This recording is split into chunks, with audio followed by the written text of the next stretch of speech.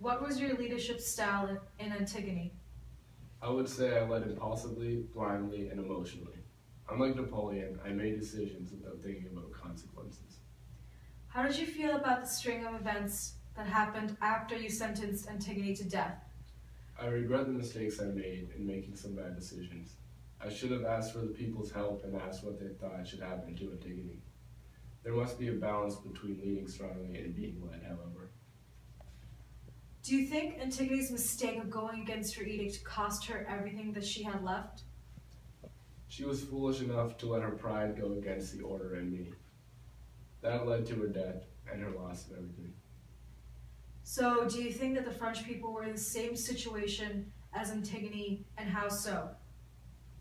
The French people were too proud of Napoleon, and when he was exiled, they were left with nothing. They were back to where they started because of Louis XVIII becoming king. Would you have made the right decision if the people had a say? I think that the people would have helped me to see that killing Antigone was wrong, but I should have also recognized that I need to be strong in my convictions while also taking some directions. Concerning your actions in relation to Napoleon's, how are you going against the gods? I attempted to make the state stable once again, but I took too much of the credit, and at the same time not enough of it. My view of the gods was radical and in that way had no benefit for the citizens of Thebes.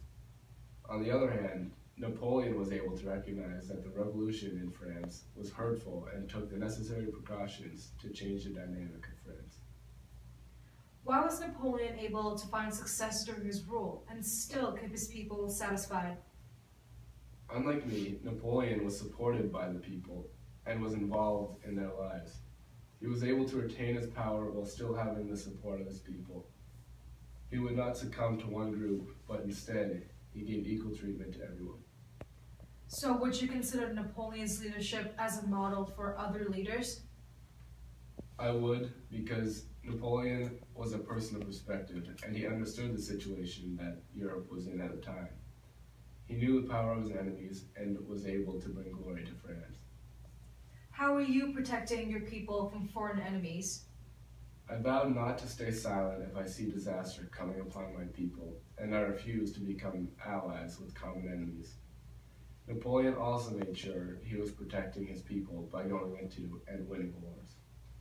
Would you say that Napoleon was involved in war for the sake of his people? I would, because he wanted the French people to have as much territory as possible, and when threatened by the Allies, he went into war to protect his country. No further questions.